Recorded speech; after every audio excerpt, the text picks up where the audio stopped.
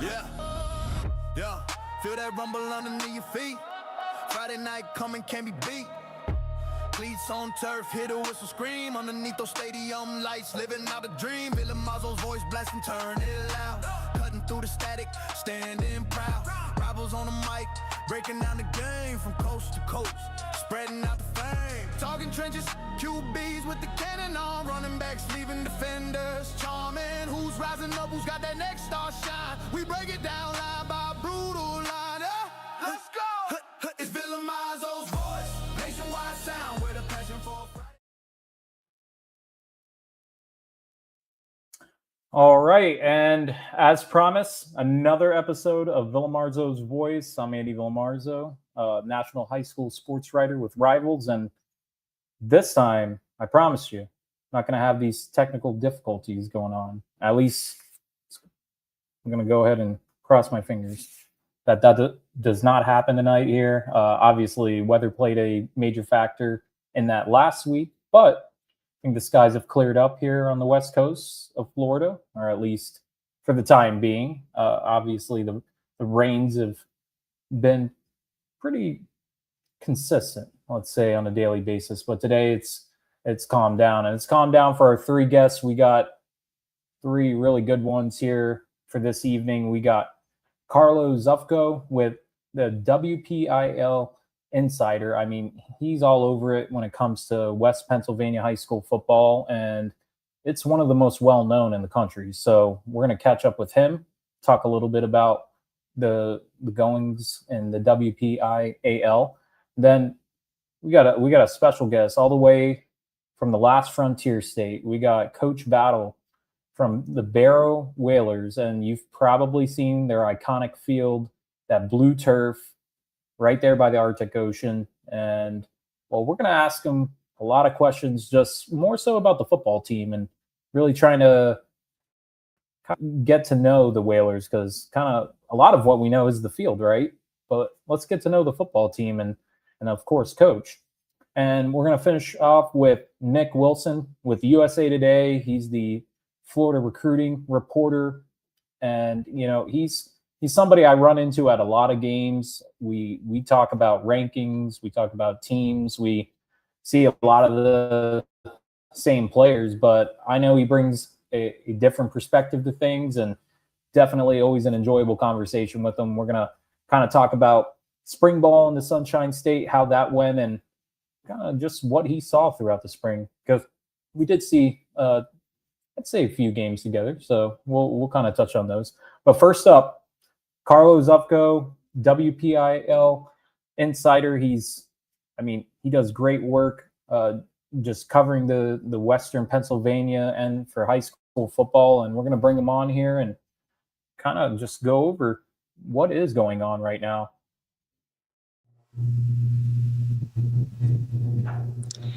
Andy, thanks for having me on the show. A pleasure being here, my friend. How are you?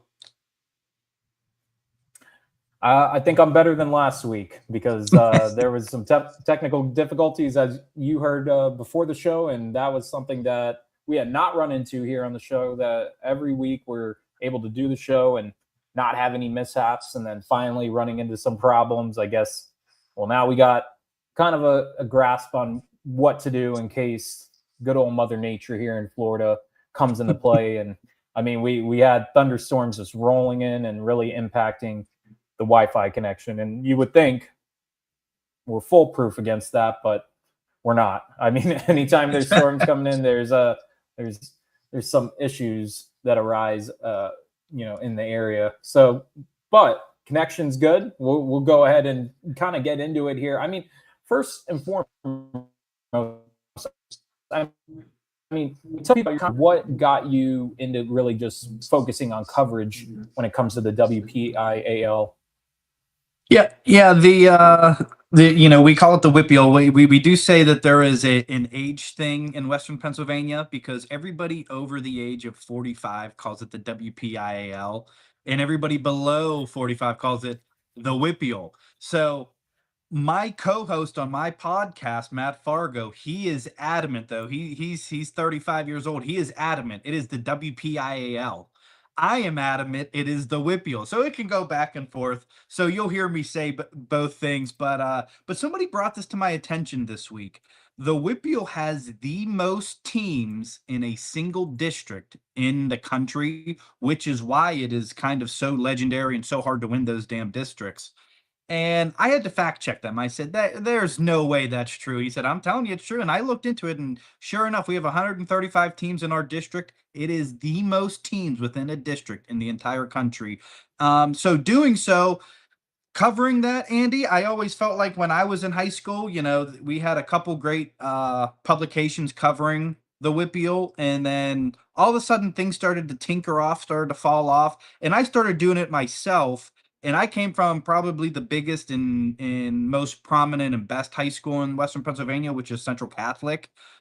Very proud Central grad, but I think everybody would kind of agree around the country, like Central Catholic is the premier team in Western Pennsylvania.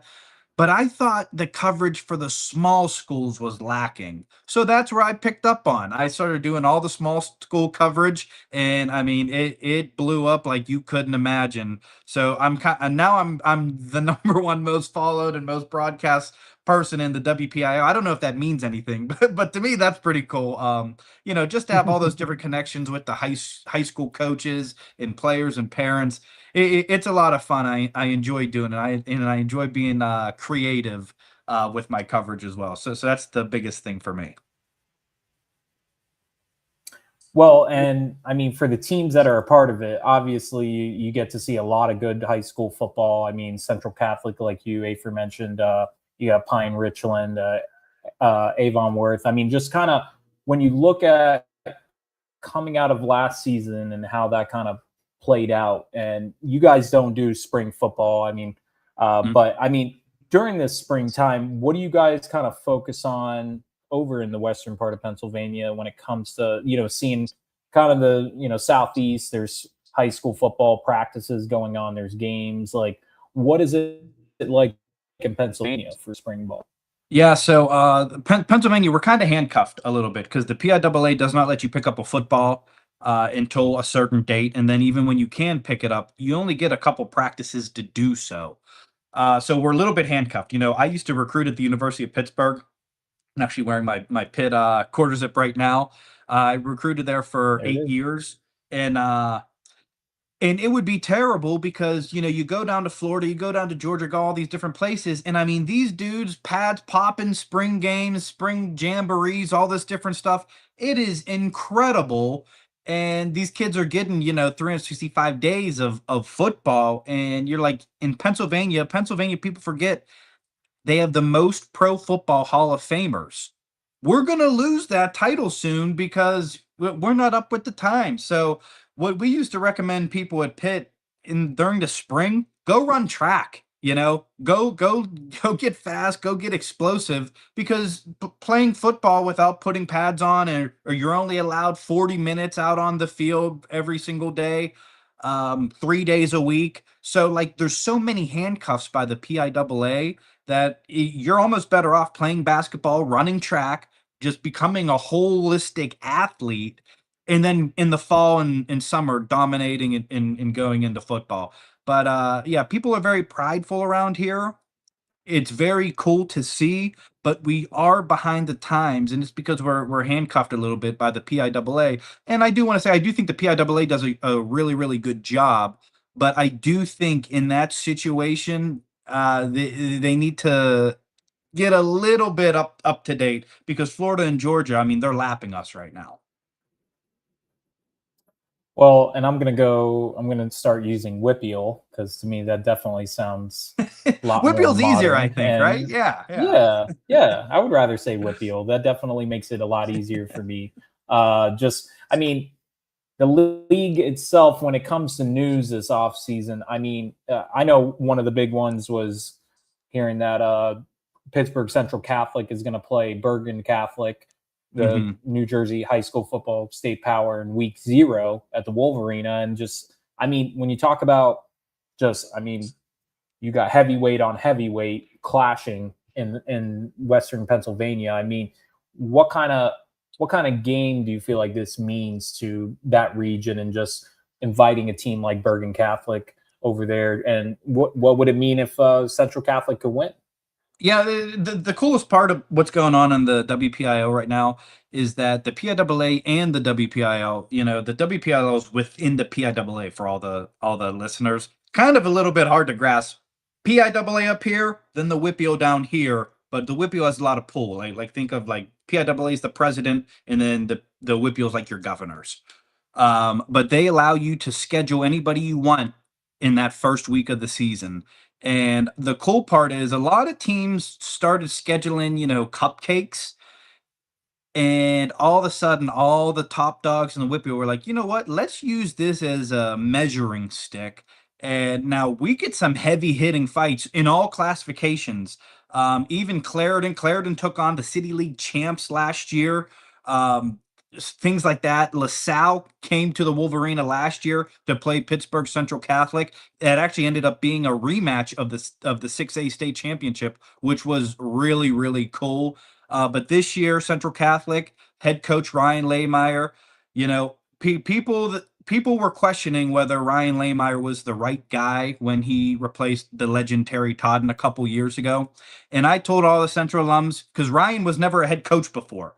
So when you're never a head coach and then all of a sudden you're the head coach of the premier program in Pittsburgh, Yeah. People are going to question it. And I'd say, no, no, no.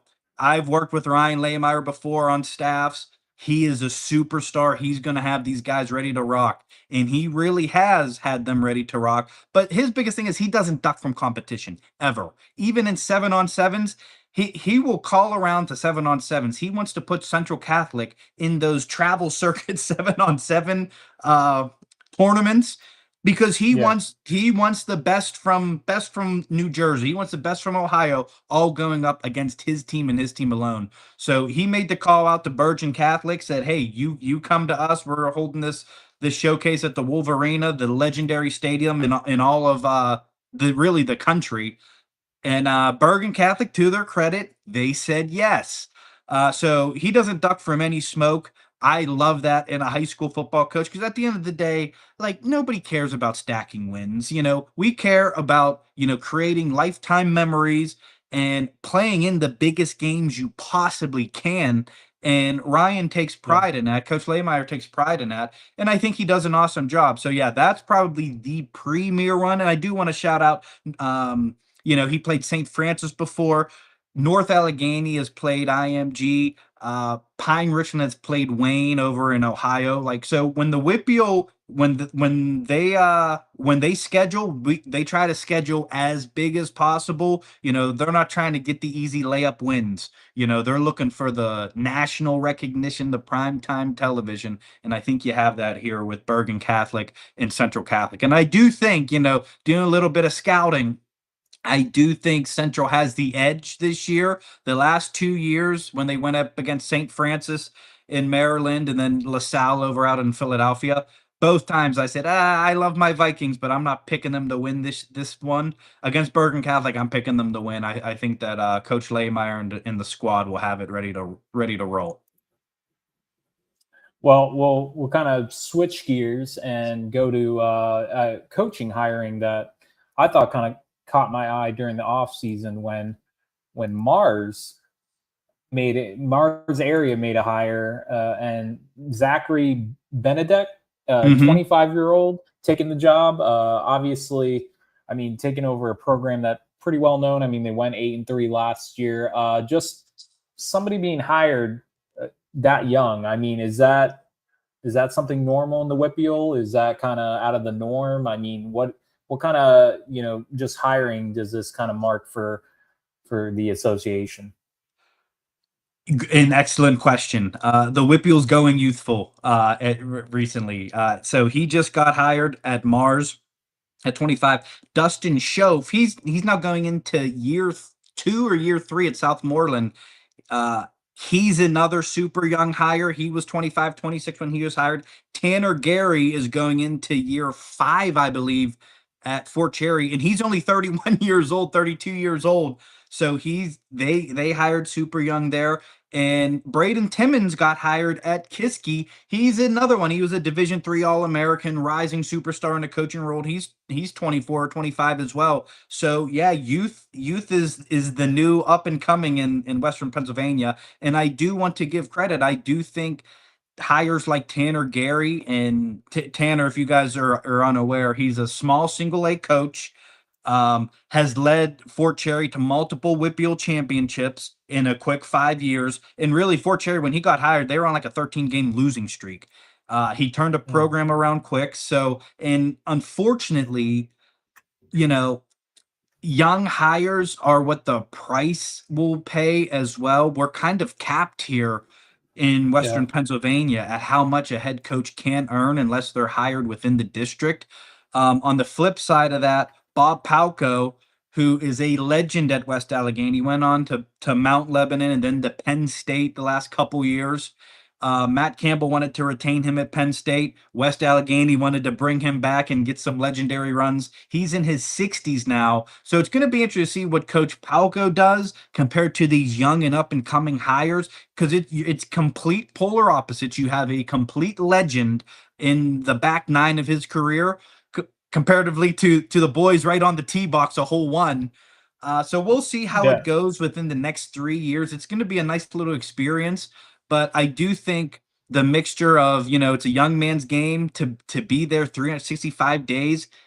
You really can't have a young family, So hiring these 24, 25 up and comers seems to be the way to go right now. And we'll see how successful it can be. And I'll say this about Coach Schoaf at Southmoreland as well.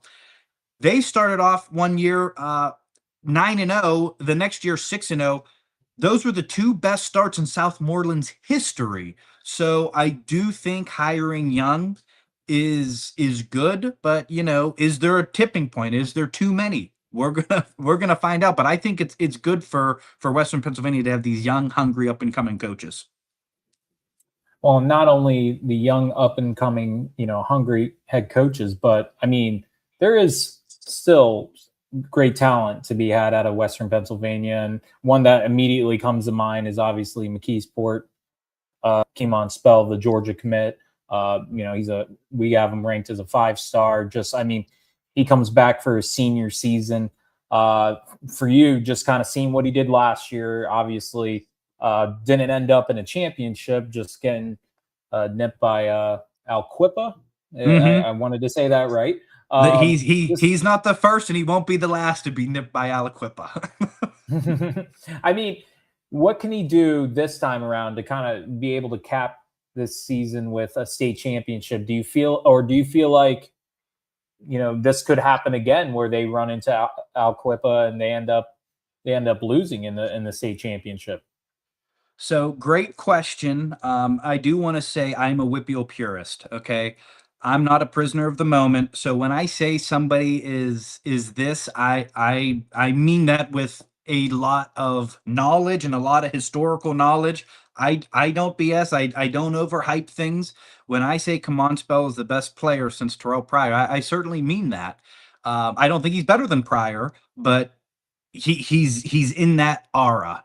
So Kimon Spell, everything he does is ridiculous. Even when he was a freshman, playing in a high classification, just absolutely dominating. He has done everything you possibly can in Western Pennsylvania except for win a championship. He keeps getting there. He's been the runner-up three straight times. Last year, it should, everybody says it should have been a cakewalk because Aliquippa was not supposed to win the WPIAL. They were a 7 seed in the playoffs, and then they go on a run and win the entire thing.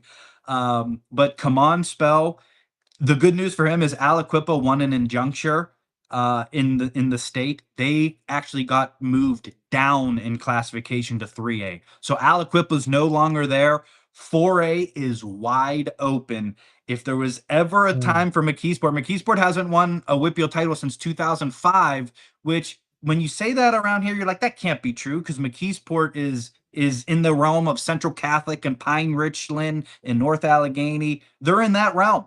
They haven't won since 2005. So they keep getting there. I think they've been there 6 or 7 straight, or not straight, but 6 or 7 times since 2005. And and they've always been the bridesmaid. So I do think that this is the year. The number one contender really is, all the top teams in that 4A class, Thomas Jefferson, West Allegheny, they both moved up to 5A. Aliquippa moved down to 4A. Trinity moved up to 5A. There is one caveat. South Fayette, very, very good 5A team. They dropped down to 4A. So I think we're going to get a South Fayette versus McKeesport final. And South Fayette is another team. They really haven't won much since 2014, 2015-ish eras.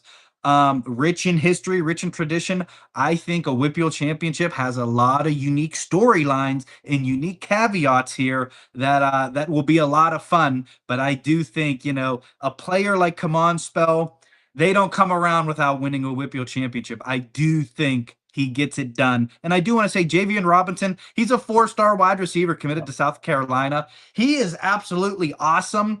And I almost feel a little bit bad because like a guy like Kamon Spell comes around once every 25 years, and he just so happens to be the exact same team, exact same grade as Kamon. But I try to tell everybody this in Pittsburgh, Kamon Spell is worth the price of admission. Oh yeah, it doesn't hurt that you have a 6'4", 4-star receiver on the outside going to South Carolina as well. And both of them are McKeesport kids. They grew up in McKeesport, never left, could have gone to any other school, probably in the country or definitely in the WPIAL. They stayed in McKeesport. They're here to win a championship, and I do think Coach Matt Miller will get it done this year.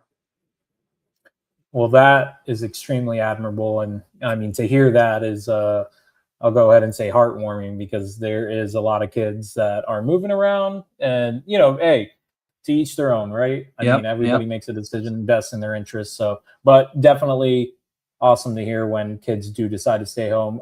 Carlo, just coming towards the end, I'm going to hit you with one last question, and it's prediction time. If you had to make one just kind of, really hot take prediction, going into the 2026 season, what's something that you want to put out there that may stir everybody up in the WPIAL and kind of be like, oh man, what is he saying? Okay. I like this. Let me think on this for a second here. I think that Coach Leroy Johnson, okay, he is very reminiscent of McKeesport. He coaches at Amani Christian Academy, which is now going by Propel Braddock Hills now. So they had a name change. So Propel Braddock Hills, but look, Coach Leroy Johnson has never won a WPIAL championship. He keeps getting there. He just can't get over the hump. Avonworth and Coach Duke Johncore, they've gotten a nice little rivalry between Avonworth and Imani Christian. I think this is the year not Imani Christian, I'm sorry, Propel Braddock Hills. I have to call it Propel Braddock Hills. They're very adamant about this. Don't call it Imani anymore. Propel Braddock Hills and Coach Leroy Johnson gets it done this year. And when I say this, I'm going to have probably 50 text messages from my phone, either praising this or saying you're an absolute idiot. So we're gonna see how this one goes. But I have faith in my man, Coach. They call him Coach Franchise, Coach Leroy Johnson. I think he gets it done this year. All right. Well, hey, you heard it from Carlo Zupko. And hey, thank you so much for coming on the show today. Definitely learned a lot more about the WPIAL, and I definitely would love to have you back on here in the fall, especially when everything's rocking and rolling. And we definitely got to have you back on when that Central Catholic Bergen Catholic matchup is right there in week 0. But let everybody know where they can follow you at. And once again, thank you for coming on. No problem. Yeah, definitely got to do this some more. Much appreciated, Andy. This was awesome. But yeah, you can follow me at WPIAL_insider, WPIAL Insider on X and on IG. Drop in a website here shortly, and we have another monster announcement. I can't give away the details just yet, but in about a month and a half, we're going to have a monster announcement that'll change the way Western Pennsylvania football is covered. So thanks for having me on, Andy. Talk soon. Yeah, absolutely. And thank you so much. That is Carlo Zupko with, we'll say, the WPIAL Insider. Definitely easier for me to say rather than the WPIAL. Definitely don't want to sound like somebody's over the age of 45. So that was something that I did not know was. Yeah, there you go. There you go. So But we're going to move on to our next guest. We're going to go from the East Coast. We're going to go all the way to the West, but then north. We're going to the last frontier state. That's right. We're going to go to Alaska. And not just any part of Alaska. We're going to go to the northernmost part of it, just outside of the Arctic Ocean. And you've probably seen their iconic blue field that sits right there in the Arctic Ocean. And that's the Barrow Whalers football team.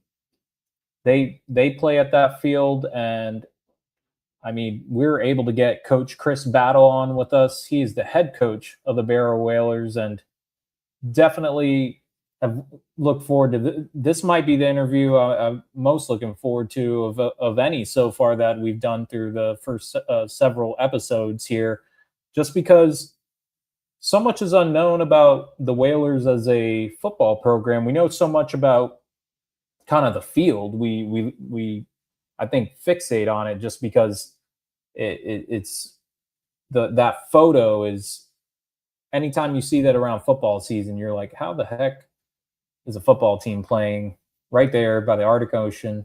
I mean, don't know if there's polar bears or what's going on nearby in by Barrow High School, but we're going to bring on Coach Battle and we're going to talk about it.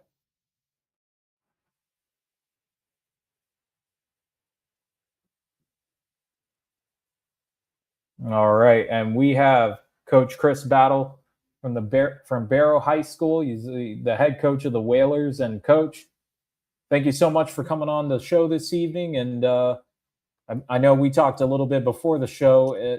Coach is telling me it's around 30 degrees over there, which is crazy for me to think, because here in Florida, I mean, sometimes during the day we're getting to close to 100. And also found out that Coach is he used to live in Florida. He used to live in the Tampa area, Tampa, Florida, and he used to coach at Tampa Freedom High School. So I guess the more you know. And I mean, I guess I'll start off with this. What was Tampa that last stop before you went to Alaska, or how did you kind of go? Okay, so how did that work out? It was just a change. I was down in Tampa. I coached at Freedom High School for like 2 years there, and then I coached at Carroll Day School. I coached the middle school team for about a year. I did one season there and stuff, and then I was doing speed and agility training down there in Tampa. And a guy came down from Alaska to visit his sister. It's a crazy story, and he seen me training, so he asked me to come up to a football camp that he was putting on for the Barrow Whalers and stuff of that nature. He was an assistant coach, and he asked me to come up. So I came up. We got it all squared away, the ins and outs, all of the details about it. So I came up and did the camp, and at that time I was a special ed teacher at Wharton High School down there.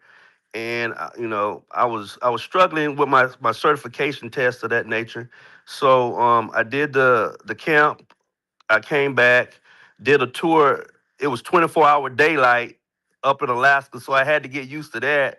I was freaking out about that because it was 24-hour daylight like it is right now up here, stuff of that Wow. nature. But yeah, did the camp, came back, told my wife they had jobs up here making as much as I was teaching.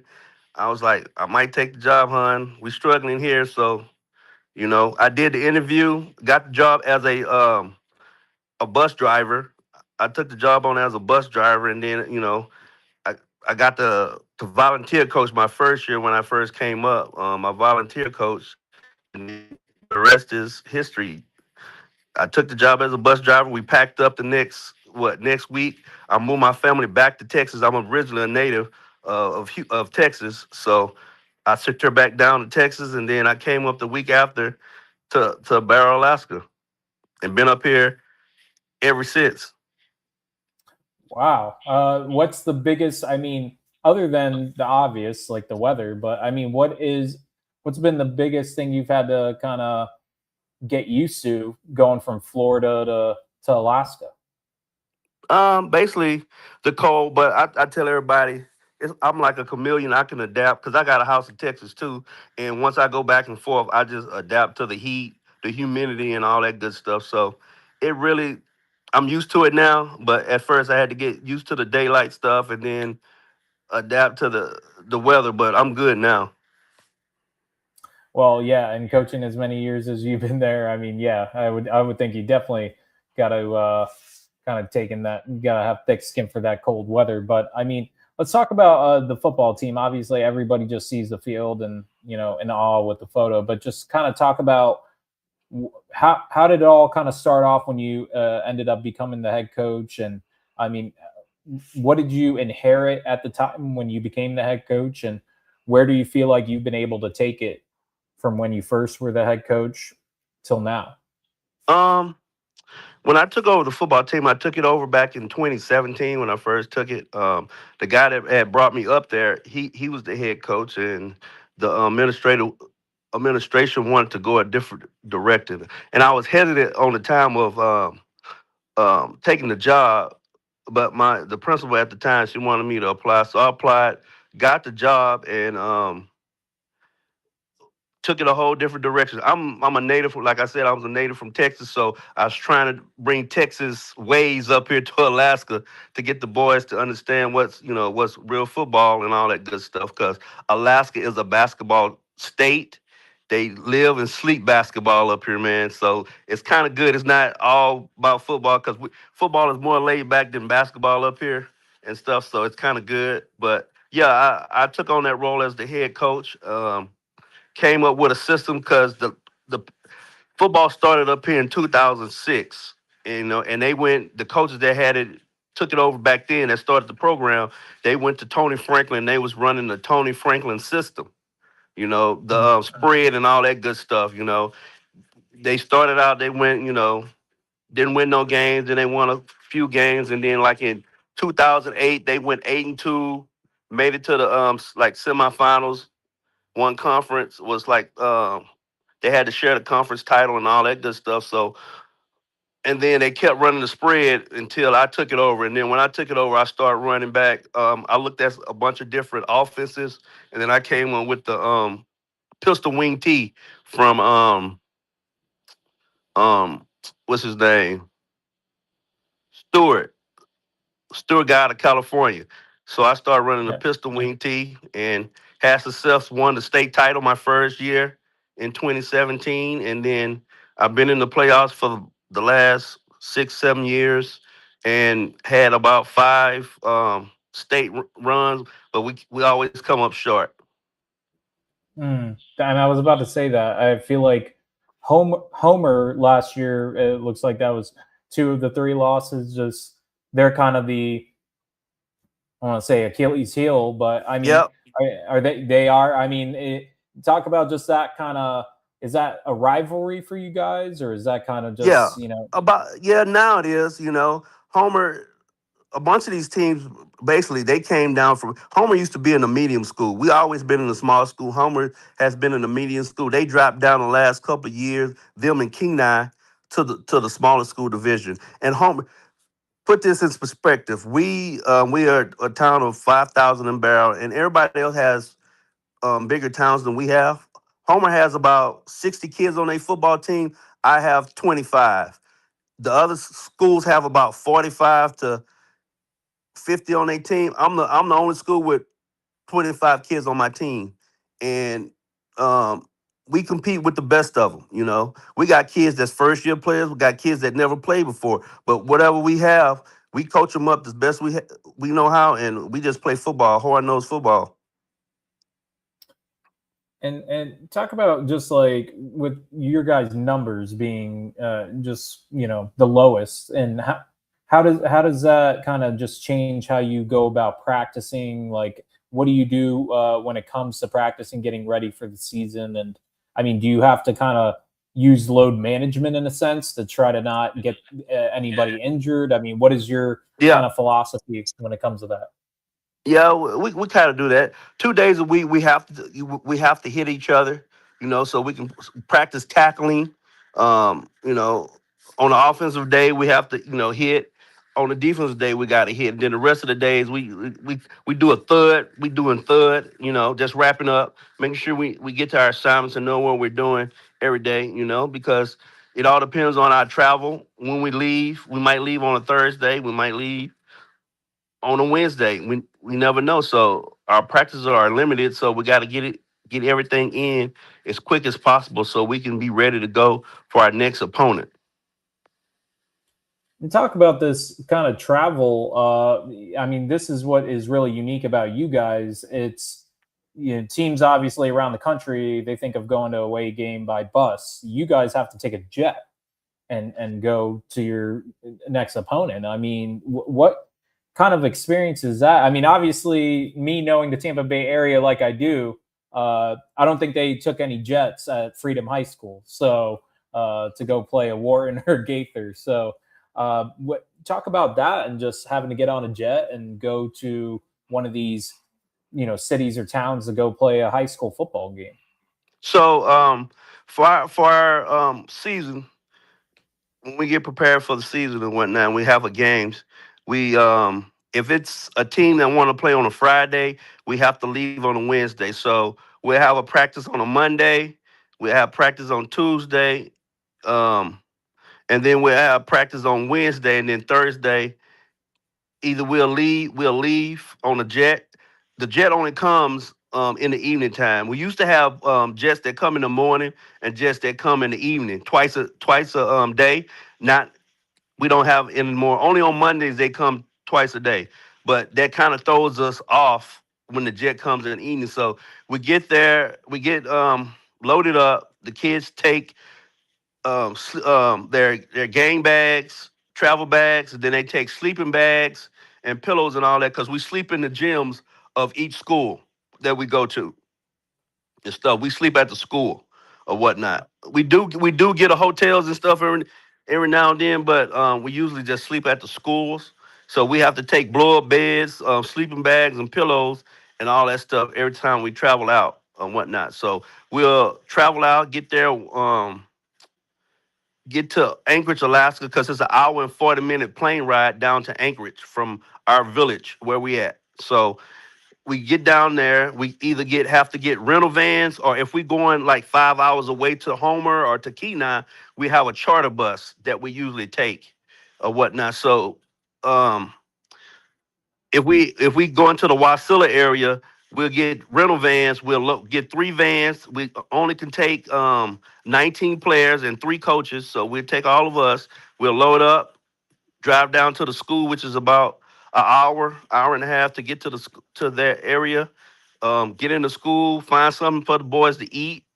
Then we'll go to sleep, wake up the next morning. If we're in the classroom, they wake us up early. We got to clear out the classroom and go somewhere else in the school.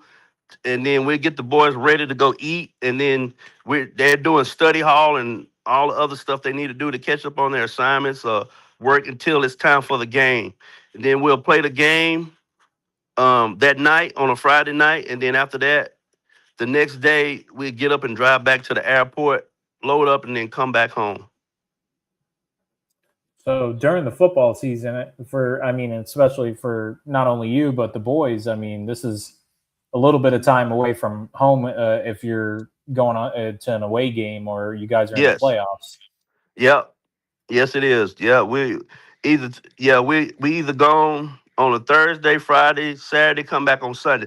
We always come back on Sundays, or if it's a Friday game, we might come back on a Saturday and get back or whatnot. Then we still us coaches got to break down. It's only 3 of us, so we got to get the film broke down and everything else and get ready to prepare for the next opponent. I do want to get into, who are some of the top guys going into the season. But before I do that, just seeing the game day experience. And for those who don't know, from what I see, it looks like you got trucks and cars right up against the field for the most part and watching the game.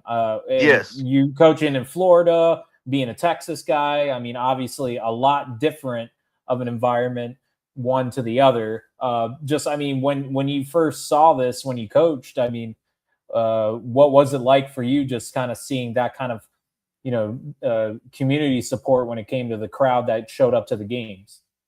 It was kind of crazy and unique at the same time. You know, you just got to get used to it. But like you said, like I said, all the parents they'll pull up to the field. They get around, park around the field. We do have some bleachers on the like north side of the where the concession stands and stuff is at.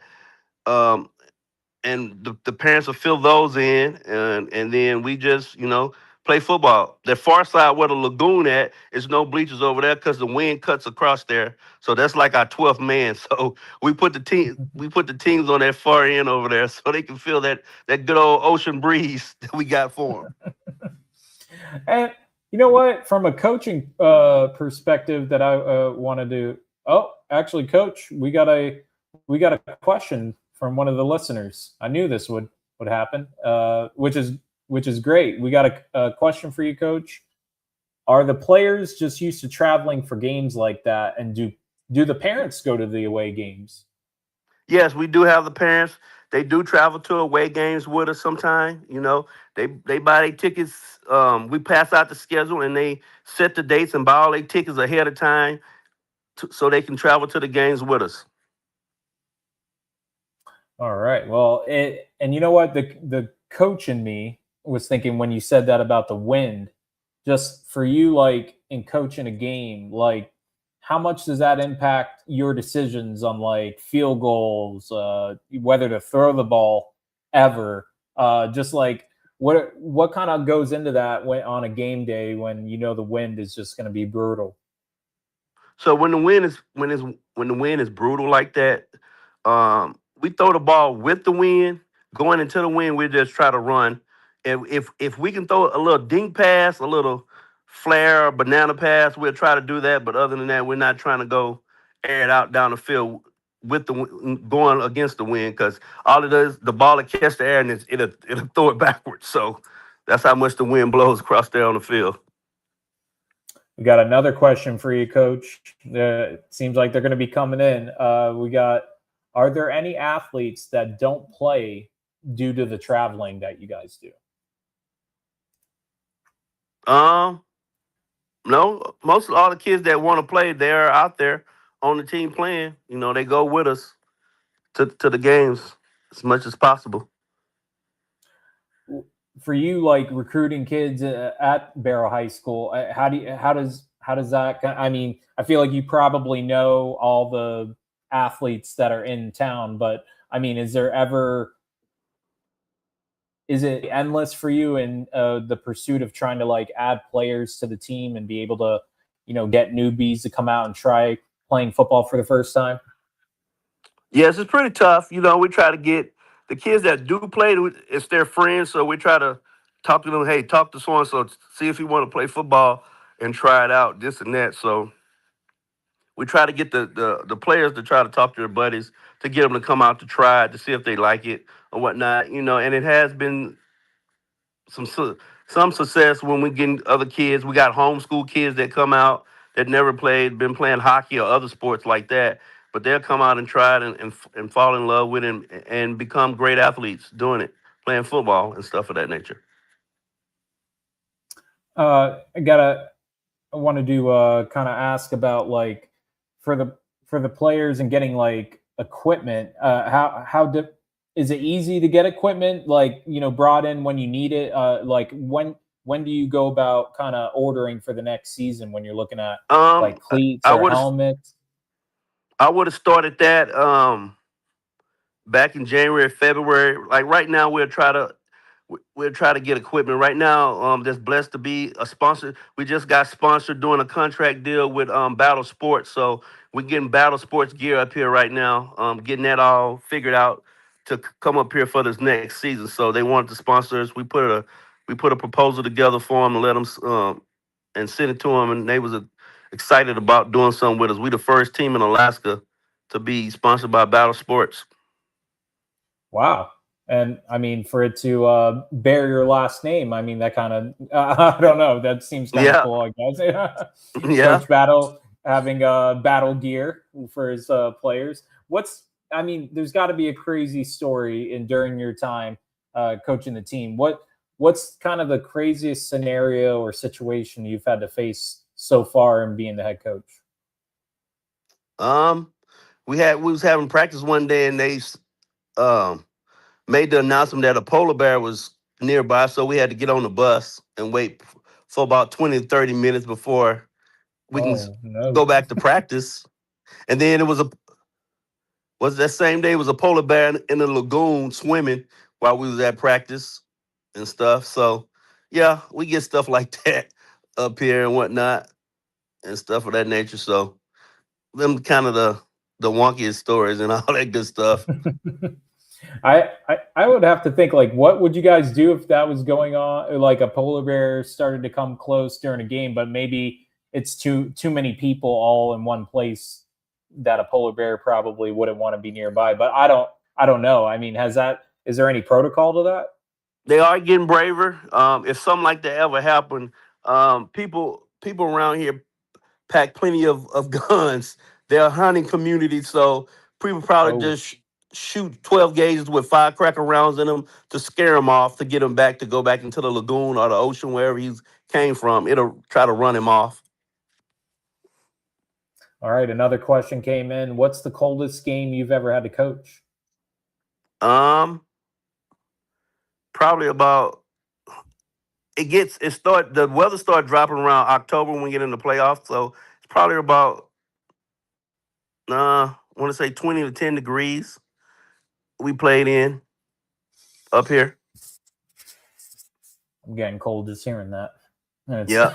it's nowhere near that over here. Um, Yeah. Well, Coach, I definitely feel like got to learn a lot more about just everything you go through. But lastly, I want you to kind of shout out some guys. Obviously, you guys are going to go into another season where you expect to compete for a state championship in the ASAA. I mean, who are some of the guys that people need to kind of know about going into the 2026 season for the Whalers? We have a few guys. We have Nathaniel Leo Mavaya. He's a 6'2", 320-pound lineman for us. He's a senior this year. John Taylor, he's my quarterback, linebacker guy. We just want the best for those guys. We got Kawila Danner, little small guy. He plays the outside linebacker for us. He's a senior this year. We just want the best for our seniors. Also, to all y'all good people that love our field, it looks good from the camera, but our field been there for almost 20 years, and it's time to get another one. So we need help. It costs us $1.8 million to redo our field. So we need some help to get this field done. The lady that put it down, Kathy Parker, she's out of South Georgia. We're working together this upcoming year to try to raise the funds to try to get a new field put down for our kids and stuff. Because right now it looks good from a picture, but it's in kind of a little rough shape. We need to get it fixed. Well, everybody who's listening, you heard that. I mean, the Barrow Whalers, the field looks nice from the aerial photos that we get to see from whatever publication that puts them out. But hey, they're looking to raise some money to get that field revamped and replaced. So definitely, we'll stay in touch with you, Coach Battle, and whenever you have any information about how people can kind of get involved with that and being able to kind of assist, we'll definitely be here to get information out. But I want to thank you, Coach, for coming on. I feel like this is the first of, I would love to have you during the season, and we'll catch back up with you about how the season's going for the Whalers. But thank you so much, and we'll definitely be talking again soon. All right, appreciate it. And also, they can go to www.barrowwhalers.com to go to our website, and we do have a donation page on that. Awesome. Well, Coach, I'm gonna have to get a T-shirt. I got to get a T-shirt somehow. So all right, whenever I can got you. Yeah. All right. Well, I definitely would love to rock a Barrow Whaler T-shirt and be able to, hey, maybe go by see Coach Earl Garcia and let him know Coach Battle. You might remember him from Freedom High School. Got me this shirt. So he's still coaching over in Hillsborough County, and Coach remembers him from his time when he was there. So. That is Coach Chris Battle. Thank you again, Coach. And no problem. We're gonna go on to our last guest of the evening. We have somebody that Well, I probably run into him, at minimum, probably 2-3 times during the regular season, and well, we always end up seeing each other probably once during the postseason, and then the state championships, of course, in Florida, which have been at Pitbull Stadium at least over the last couple of years. You got Nick Wilson with USA Today. He's the Florida sports recruiting reporter for them. And me and Nick, well, see a lot of ball together, and I thought, hey, why not? I gotta have him on because anytime me and him talk ball, it's definitely a fun time, and it should be on air. It should be something that we televise. But I don't think we'll get as animated as we do when we're on the phone. It's definitely a good time when me and him talk. So we bring on Nick Wilson, USA Today. Talk a little bit about Florida high school football. Oh man, his face was right there. Somebody cropped me. Yeah, I was like, he's gonna come and like, bop, hit me in the face here. And hey, Nick, how you doing, man? Good, can't complain. Yeah, you're not wrong. We're definitely gonna clean up this conversation for on air. Oh yeah, exactly. Because me and Nick, we get pretty animated with our high school football conversations. So we care about it, we love it. So, and one of the first events that we saw in the spring was the Battle at Bryant, and obviously 6 teams came together. That first day, that was the only one I was able to go to. You had Port Charlotte, you had Buchholz, and then you had Lakeland. And I mean, I know we both had takeaways, but for you, like, what was the most impressive thing you took away from that? Well, with 6 teams, especially of that caliber, there was a lot to be impressed with. But yeah. I think for me, just because we're always paying close attention to Lakeland, just because of the standard there, I was just so impressed with Coach Fraser's mindset and kind of how he was approaching things with the spring jamboree, especially with the quotes that he gave you about St. Thomas Aquinas and where they're at and what the expectations are this year.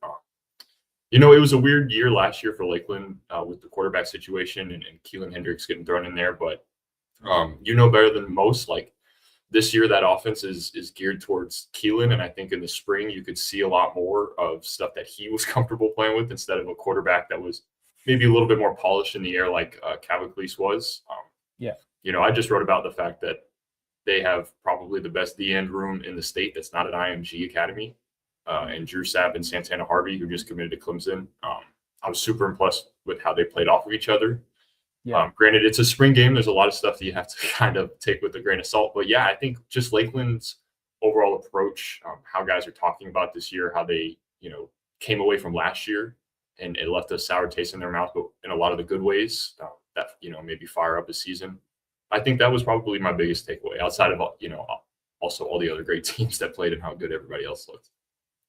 Yeah, and there were 5 other superb high school football teams for the Battle at Bryant. I mean, second edition of this just spring classic. But when you looked at day 2, just kind of when you saw Jesuit, Orlando Evans, and Clearwater Central Catholic, I mean, I don't even know if I have to go too much far without saying, I mean, CCC kind of stole the show from what it looked like. I mean, just from your vantage point, were you kind of surprised at how well they looked? Yeah, I don't want to say surprised because we all know how good that staff is over there at CCC, but so it wasn't shocked to see them ready to go for a spring game. But yeah, I mean, just with the caliber of teams that came to that this year, it's kind of tough to stand out. You kind of got to really have everything together to stand out against, especially a team like Evans or Jesuit. But yeah, I just think they probably the most complete team up front in the trenches as far as size and technique on both sides. Receivers looked really good, really polished quarterback. But midseason form, more or less, for what spring football is and can be. Really polished, looked really put together. It's really easy for spring games to get really sloppy, guys coming in and out, not maybe getting the rhythm that they want. But it felt like when Triple C was on the field like a real football game. Which, in Florida in the spring can be really tough to maintain that feeling. Oh, yeah. But yeah, CCC looked really, really good. And I think no surprise there, a lot of that has to do with that coaching staff. Oh yeah, and when we go from kind of a group of a half dozen teams that are really gonna be state contenders this fall, and then I know you saw some teams over on the East Coast, and obviously down in South Florida where it's that hotbed for high school football. I mean, you got to see Chaminade Madonna. Unsure, I don't think you got to see St. Thomas Aquinas. I know they kind of keep things nice and tight and tidy over there. They don't want to kind of have anything revealed what's going on with the Raiders. But I mean, is Chaminade going to be kind of back on track with trying to capture that 10th state championship? Or do you feel like, I mean, is there any change in what the Lions may look like here? Yeah. Also, what a crazy sentence, back on track and then 10th state championship. Like, but yes, they look every bit as good as they have in years past. New quarterback in Brady Quinn from Naples. We've been really high on him since he's been at Naples. I think he's one of the better quarterbacks in the state for his class, and he's going to have some really, really, really dangerous weapons. Peter Pierre, the big tight end, has pretty much every SEC and Big Ten offer you can think of, and if he hasn't gotten it, he will get it by the end of the fall. Right? Obviously, Amari Stevens is there. John Gay is there. Yeah. They're just. I mean, yeah, it's Chaminade. They've got dudes, and I think that this is going to be the year where, if whoever has to play them is just going to be like, all right, let's just try to stay healthy. Let's just try to stay healthy for this game and then get out of here alive. I'm really excited with the new pieces that they have in and the returning ones. I think obviously they're Chaminade is Chaminade. I think that's kind of where you can leave that one there. But I was also really impressed with Heritage, American Heritage, right up the road. Obviously, Coach Smith knows what to do with guys of that caliber and that talent. Trey Proctor will be practicing over there very soon, the Kentucky tight end commit. But speaking of 28 quarterbacks that are really good, Neiman Lawrence, he's one of the most talked about recruits in the country. And there's a good reason for that. I mean, he continues to put on good weight.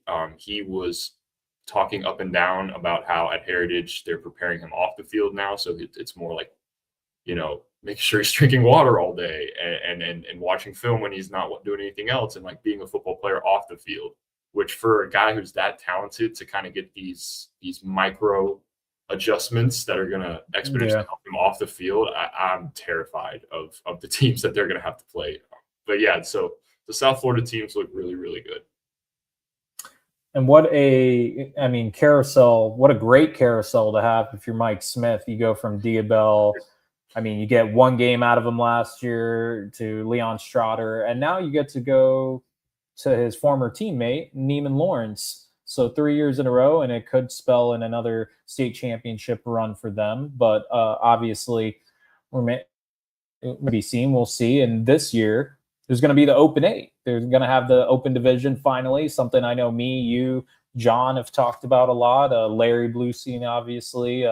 We kind of go over, like, who are going to be the teams. And I mean, I've already kind of thrown out my, way too early Open 8 teams, but for you and kind of knowing the state like you do, I mean, you see a lot of these teams. Just if you had to pick 8 teams, or maybe just pick 4 teams, like who would you say, I think they're going to be there in that Open 8? Like they're going to be in that bracket and they're going to be competing for that first Open Division title. Carroll City is like the first immediate shoe in, I think, for the Open Division this year. They're the Monstars. Every year there's a team where everybody kind of congregates to in South Florida, and this year it's Carroll City. Whatever team has Nick Lanier is good enough to win a state championship by themselves, but that team up and down has a dozen Division I football players, seniors, juniors, sophomores. Aquinas is a shoe-in every year. That's, Chaminade, like we just talked about, looking for their 10th straight championship, probably looking at a shot at the first Open Division championship ever.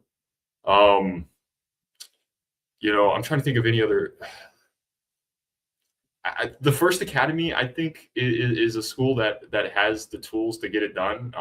They'll certainly play a schedule that will demand a look at an Open Division spot. And they certainly have the talent to play on that schedule, and they certainly have the coaching staff to play with that schedule. So I think that's a team that, because there's going to be a human element in this open division. They're just going to have to be talked about.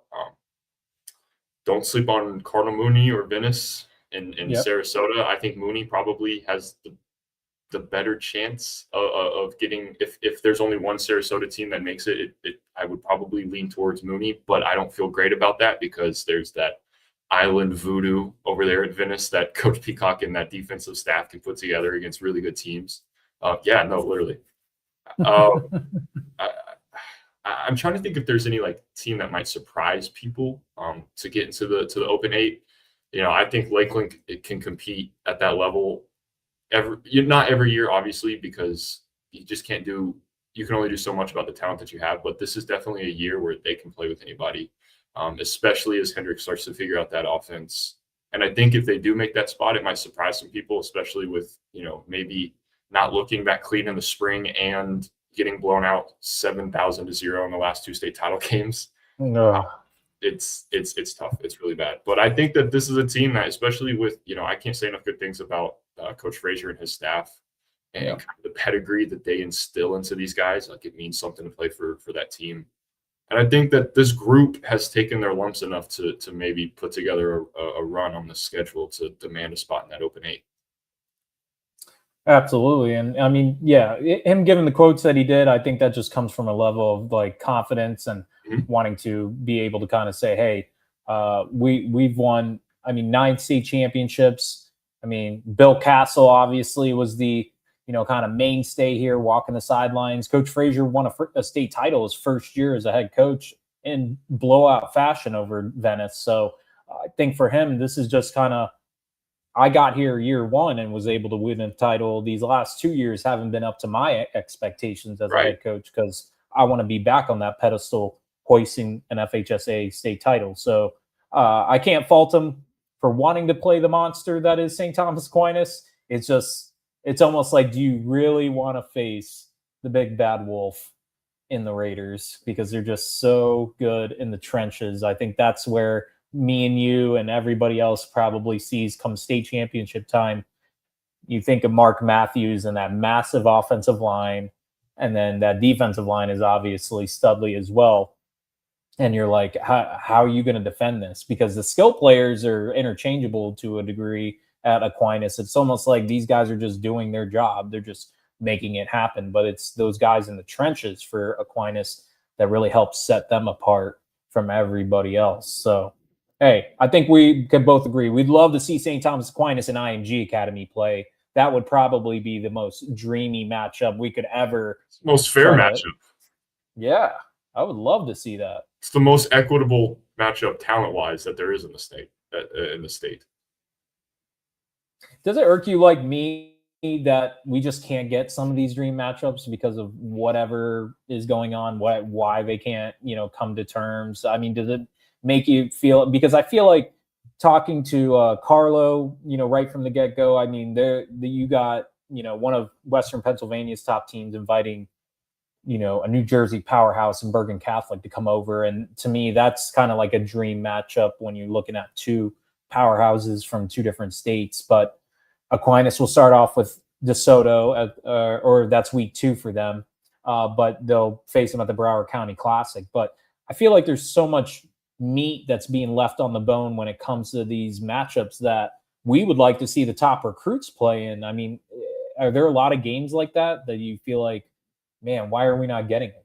Yeah, to a certain extent. I think Florida might be a little bit different just because it's not as difficult to play teams of. Now, IMG is its own beast, so it's hard to compare IMG to other schools, but you can put together a schedule, especially if you're a South Florida team, where 6 of your games will sell out because it's a really good nationally revered program with at least a half a dozen Division I recruits.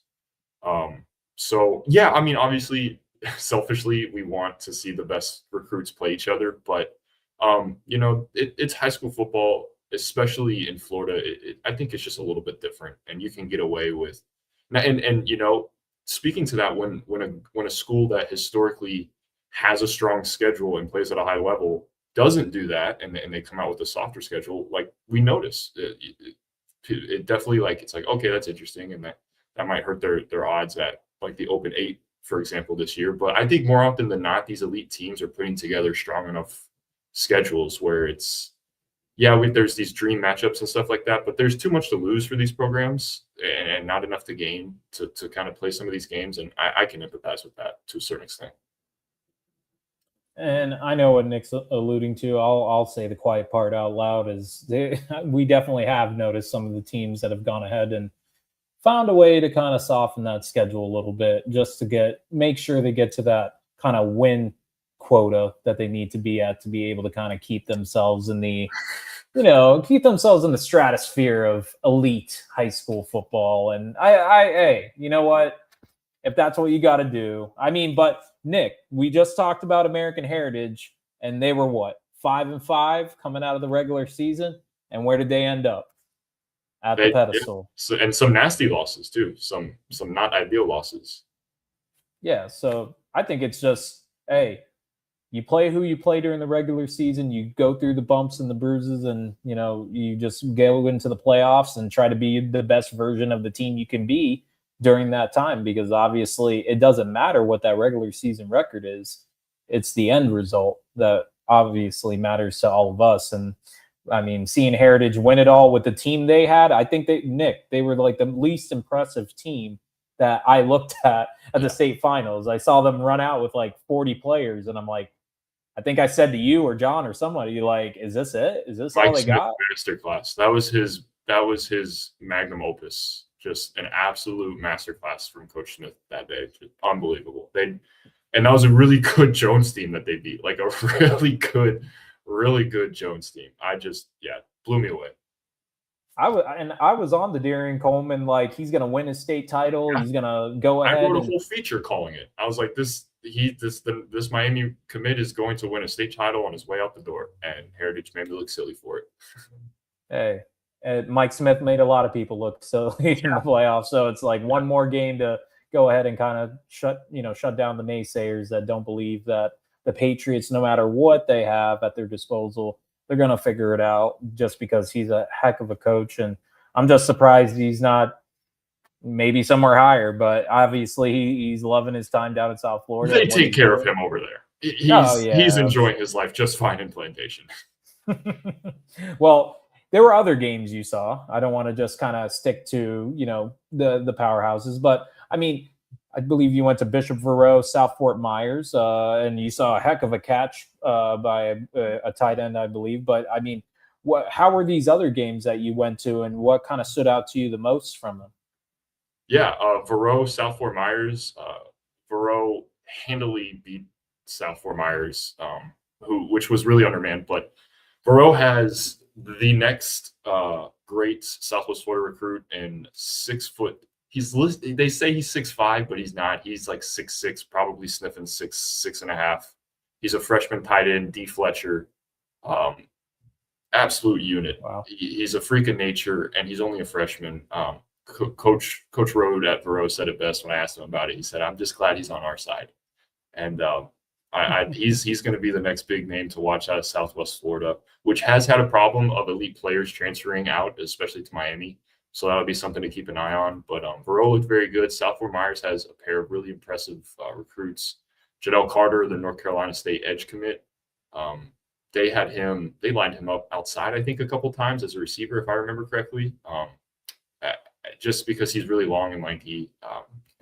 And Cornelius Timms, the big tackle, he played both ways for them. Really impressed with his just like the kind of shape that he's in already. A lot of times we see with some players who are just not in great shape in the spring, and he played almost every down for South Fort Myers. Outside of some games, though, it's really big for us to get the practices. Armwood was one place I stopped by for a practice that, even in shorts and just pads, you can tell like that's a big team again this year. And they're always known for their defense. I think they pitched like 6 or 7 shutouts last year, and they'll probably do the same thing again this year with a pair of top 100 recruits, the linebacker Theo Wilson and Errol D. Montagnac. Really impressive 6'8" tackle, Judah Grubbs over there. Dillard is, I think, a sleeper for one of the South Florida teams, just as far as talent goes. If they can get the quarterback situation figured out over there, they'll take a leap. But Anthony Jennings is elite. The Florida commit at receiver is just an elite player. And then outside of that, they have 2 6'4" receivers that can move, that have great twitch, have great explosion, and really good hands through contact. And not for nothing, that was like the most physical, competitive practice I had been to all spring was at Dillard. And I think that means something. They've got Samaje Robinson, the Penn State commit, at playing defensive back. I like him.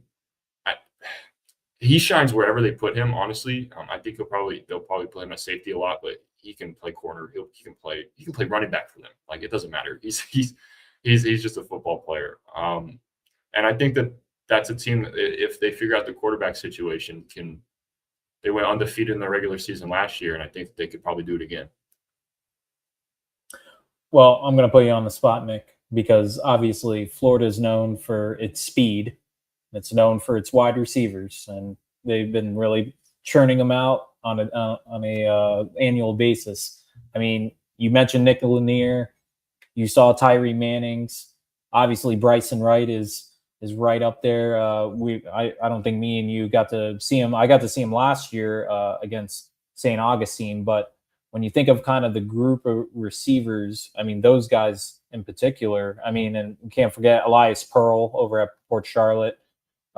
We know he's, kind of on the mend for right now, but he'll be back for the season. But who do you see as just you? I mean, obviously, this isn't going to be what's in a ranking or anything, but to you, who do you feel like is the best high school football wide receiver in the state right now? Regardless of class? Yeah, regardless of class. Bryson Wright is. I can't look there. It's my job to like articulate a football player's skill, and this kid's tape is unlike anything I've ever seen before in my life. And in person, it's even more impressive. Nick Lanier, to me, is one of the more special talents I've seen since I've started doing this job. So it's hard for me to say someone is more elite than him. But yeah, man, Bryson Wright, the size, the explosion, and I don't think what's talked about enough is that he's a legit acrobat. He is a twin tower receiver, but he's also an acrobat that moves in the air and can get through contact and around contact. I think just for what he is, yeah, he's going to be the guy that, like, in 5 years when he's catching footballs on Sundays, we're just like, yeah, I remember when I saw him play in the summer, like at a 7-on-7 camp, like that type of talent. He's special. He's special. Well, and I think back to, what was it, last summer when he was in the NFL flag and he caught that. Broke the internet.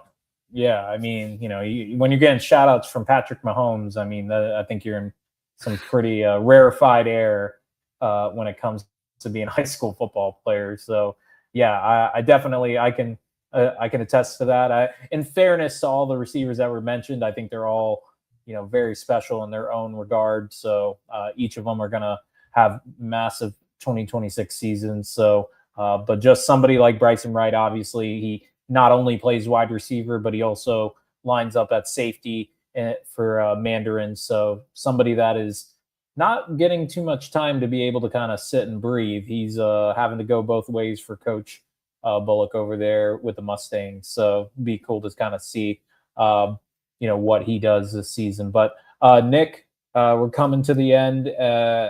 I'll throw one more out there to you. Just who do you feel like was the most impressive player that you saw during the spring? Most impressive player. I was very impressed with Tampa Jesuit linebacker Trip Keller, the Duke commit. Looked really good, especially without Caden Henderson out there.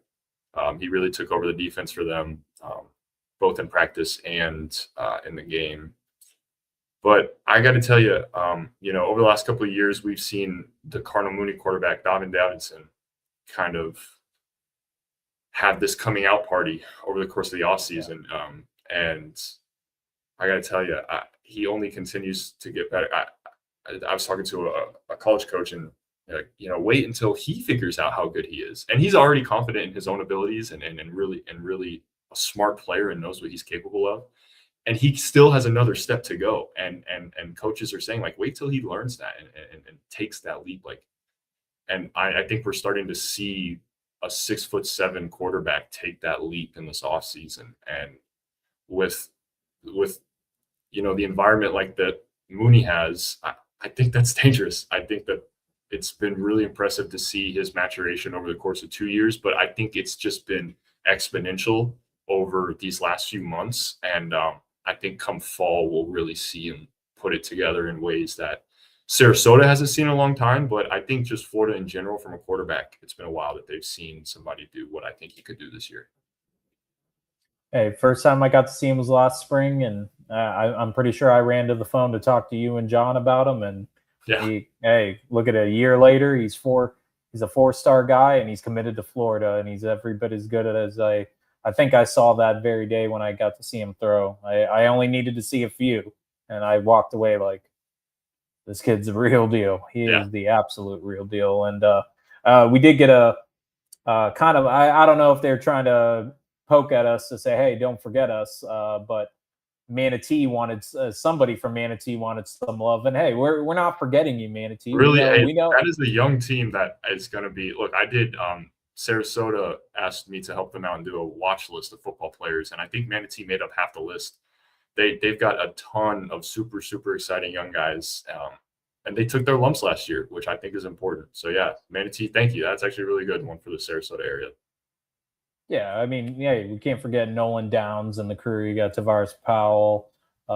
They have 4 really good receivers. I mean, getting to see them in the spring, just out of practice and in that kind of wonky jamboree that I would tell you, good thing you didn't go, just because I don't feel like I got to see enough of Manatee and Auburndale. They should have just played each other in a game, because that would have been great. But, and that's no offense to Fort Meade. I'm sure they could have found another opponent. But, I mean, just the way that Manatee and Auburndale really matched up, I felt like, seeing Elijah Christian catch a touchdown from Nolan Downs, I'm like, we're probably going to see this several times during the fall. So they are going to be a much improved team from a year ago. But Nick, hey, as always, brother, great talking to you. I know we'll probably talk during the week at some point. I got to bug you and, let people know where they can follow you at and all your great work.